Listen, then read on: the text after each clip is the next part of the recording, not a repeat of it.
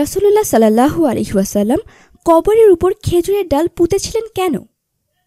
চলুন সেই সম্পর্কে জেনে নেই ফ্রিকি নিউজে। হযরত মুহাম্মদ সাল্লাল্লাহু আলাইহি ওয়াসাল্লাম একদিন দুটি কবরের শাস্তি জানতে পেরে একখানা খেজুরের ডাল দুই টুকরো করে দুটি কবরে গেড়ে দেন। সাহাবীগণ জিজ্ঞেস করলেন, আপনি এরকম কেন করলেন? তাদের ধারণা হয়তো ডাল দুটি শুকানো পর্যন্ত তাদের শাস্তি হালকা হয়ে যাবে।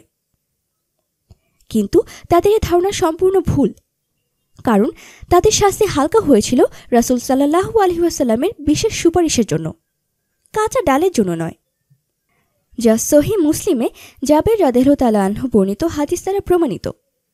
কাজেই খেজুরের কাঁচা ডাল বা অন্য কোনো কাঁচা ডাল গেড়ে কবরের শাস্তি হালকা হবে বলে ধারণা করা একেবারেই ভ্রান্ত। কেননা যদি বিষয়টি তাই হতো তাহলে তিনি ডালটি চিড়ে ফেলতেন না, কারণ তাতে তো ডালটি দ্রুত শুকিয়ে যাবার কথা। আসল কারণ হলো ওই কবর দুটিকে ওই ডাল দ্বারা চিহ্নিত করা যে মহানবী সাল্লাল্লাহু আলাইহি ওয়াসাল্লাম তাদের জন্য সুপারিশ করেছেন। আলবানী মিশকাত 1 এবং 110 পৃষ্ঠা, দ্রষ্টব্য সালাতুর রাসূল 242 পৃষ্ঠা। এতক্ষণ আমাদের সাথে থাকার জন্য ধন্যবাদ।